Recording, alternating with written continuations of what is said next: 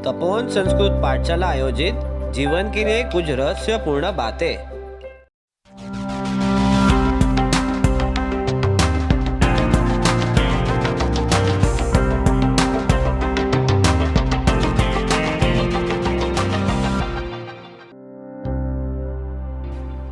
The ultimate goal of life.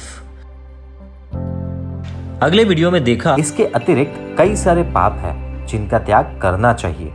कम से कम इन 28 पापों का तो त्याग करना ही चाहिए। पाप भीरुता भाग 2। पाप भीरुता भाग 1 में हमने पाप किसे कहते हैं वह देखा और कम से कम 28 पापों को त्याग करने की बात की थी। पर इस वीडियो में आखिर वह पाप है क्या, पाप से हमें क्यों डरना चाहिए, उसका जवाब देखते हैं। एक सनातन सत्य सिद्धांत है, सुखम धर्मात दुखम पापात, अर्थात सुख धर्म करने से मिलता है, दुख पाप करने से। जिसे सुख चाहिए उसे धर्म करना चाहिए एवं जिसे दुख नहीं चाहिए उसे पाप से दूर रहना चाहिए। दुख से कौन नहीं डरता? एक जीव दुख से डरता है। दुखों का मूल ही पाप है। पाप का भय ही पाप से दूर रखेगा। पाप से दूर रहने वाले को दुख छूता तक नहीं।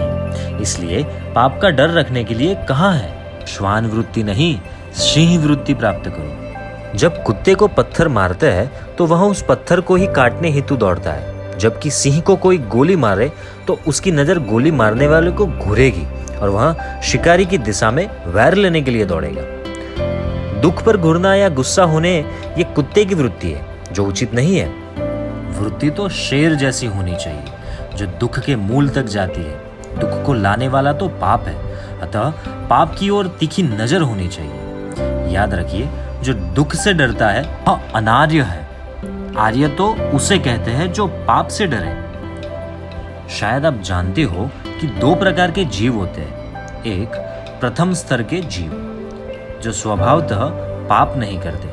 उनकी आत्मा ही इस प्रकार की हो गई होती है कि वह पाप ही नहीं कर पाते। दूसरे स्तर के जीव, जो परलोक भय से पाप नहीं करते। पाप करेंगे तो परलोक में दुख भुगतना पड़ेगा, इसी डर के कारण पाप नहीं करते। यदि हमें जीवन में पाप भीरुता पानी है तो हमारी दृष्टि सिर्फ इहलोक तक सीमित न रखते हुए परलोक पर भी रखनी चाहिए। जो परलोक को मानते हैं और साथ ही परलोक में मेरा क्या होगा इस सोच को प्रधानता देते हैं, वे पाप भीरु हुए बिना नहीं रह पाते।